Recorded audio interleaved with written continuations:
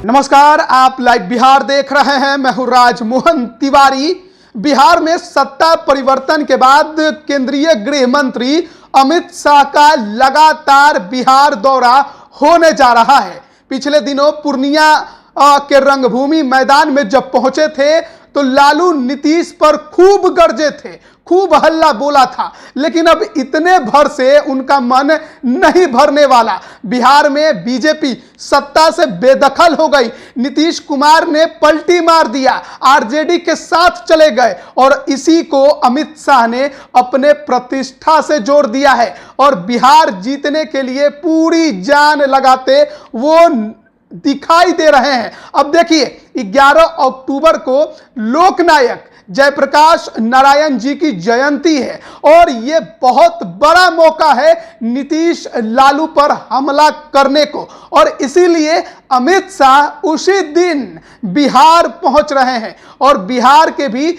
छपरा, जो कि लालू प्रसाद यादव का गढ़ कहा जाता है, वहां पहुंचेंगे और वहां पर दहाड़ेंगे। लोकनायक जयप्रकाश नारायण जी की जयंती के मौके पर उनके जन्मभूमि सिताब दियारा में कार्यक्रम का आयोजन किया गया है और वहां पर जब अमित शाह पहुंचेंगे तो यह तो निश्चित है कि जब वो बोलना शुरू करेंगे तो नीतीश और लालू यादव ही उनके निशाने पर होंगे। खासकर नीतीश कुमार, जिस प्रकार से उन्होंने बीजेपी का साथ छोड़कर लालू यादव के साथ गए हैं, और देखिए एक तीर से कई निशाने करेंगे। एक तो जो समाजवादियों को एकजुट करने का प्रयास करने की बात नीतीश कुमार कहते हैं, उस पर हमला बोलेंगे और साथ ही साथ 2024 के लोकसभा चुनाव को लेकर भी उनकी नजरें एकदम टिकी हुई हैं।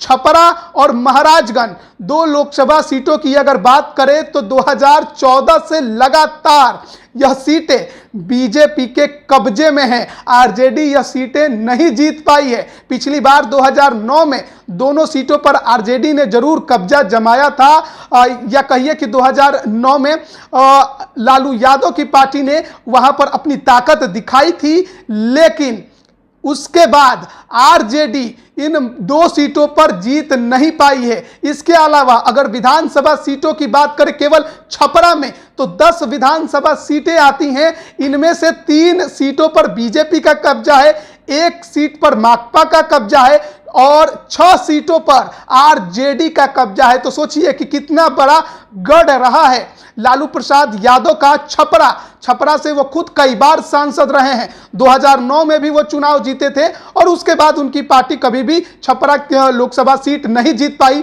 राजीव प्रताप रूडी वहां से सांसद हैं, वो भी केंद्रीय गृह मंत्री अमित शाह के साथ रहेंगे और गृह मंत्री अमित शाह राजीव प्रताप रूडी के गांव अमनौर भी जाएंगे, जहां पर सहकारिता विभाग से जुड़े कार्यक्रम में वो शामिल होंगे और वहां पर भी वो भाषण देंगे। अगर भाषण देंगे तो सोचिए, विभाग से जुड़े मुद्दे पर तो बोलेंगे ही, लेकिन किस प्रकार से लालू नीतीश के खिलाफ वो बोलने वाले हैं, तो साफ नजर आ रहा है कि अमित शाह की नजरें जो हैं वो 2024 लोकसभा चुनाव पर जाकर टिक गई हैं और वो जानते हैं कि महागठबंधन की सरकार है। बिहार में महागठबंधन को अगर हराना है तो बहुत मेहनत करना होगा और बीजेपी उससे जरा भी पीछे नहीं हट रही है, पूरी जी जान लगाते नजर आ रही है। और देखना होगा कि जिस प्रकार से अमित शाह ने पूर्णिया में नीतीश लालू पर हमला किया, क्या वही चीज दोबारा से छपरा में भी देखने को मिलती है या नहीं। इंतजार है 11 अक्टूबर का। बने रहिए लाइव बिहार के साथ,